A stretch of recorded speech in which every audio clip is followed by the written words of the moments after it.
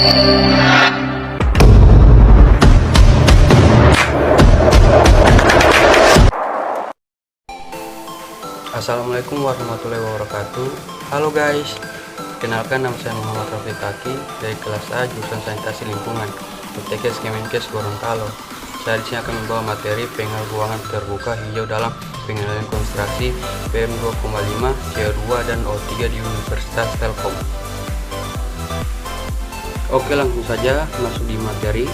Ruang terbuka hijau atau RTH merupakan aspek yang penting dalam pengendalian polusi udara karena kemampuannya untuk mereduksi polutan sampai 69%.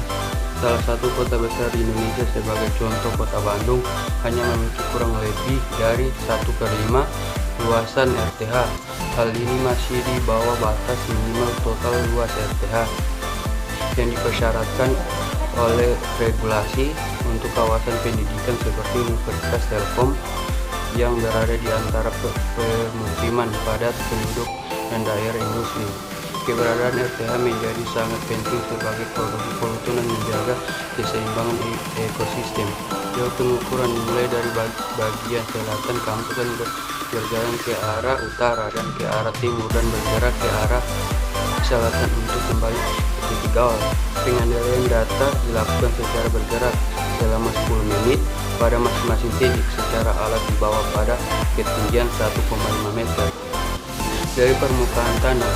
Sebagai perbanding hasil pengukuran menggunakan data pengukuran dari stasiun tetap GKU, data konsentrasi massa PM2,5 di fasilitas dengan pengendalian vektor alfa sebesar 0,7 apabila dengan RH 80% dan konsentrasi CO2 menggunakan box plot di mana ditentukan kuartil 1 hingga 3, Q1, Q2 dan Q3 untuk kehilangan data anomali.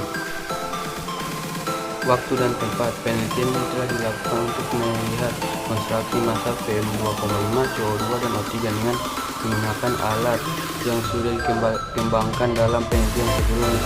Pengambilan data dilakukan pada tanggal 25 dan 27 Agustus 2020.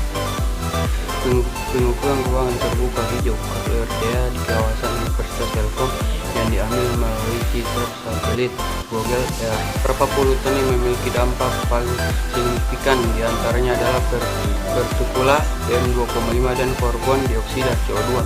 PM2,5 merupakan partikel yang memiliki diameter kurang dari 2,5 m.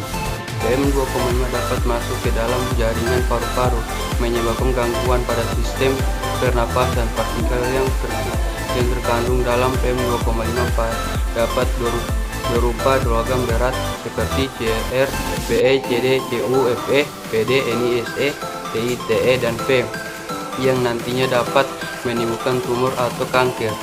CO2 sendiri memiliki peranan penting dalam pengaturan temperatur permukaan di bumi. Konsentrasi CO2 merupakan yang tertinggi kedua setelah uap air.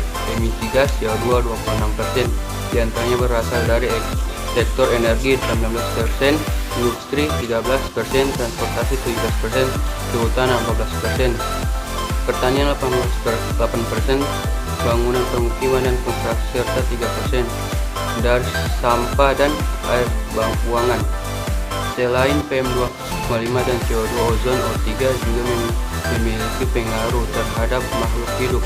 O3 permukaan sudah lama diketahui memiliki dampak negatif bagi manusia.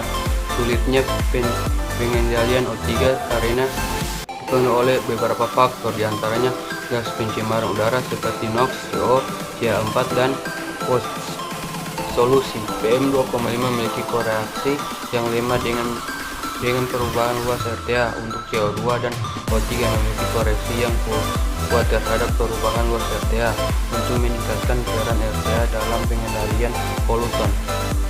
Perlu diperhatikan juga jenis vegetasi dan pemerintahan di kawasan Universitas Telkom. Baik, itulah materi yang saya bawa. Sekian dan terima kasih. Assalamualaikum warahmatullahi wabarakatuh.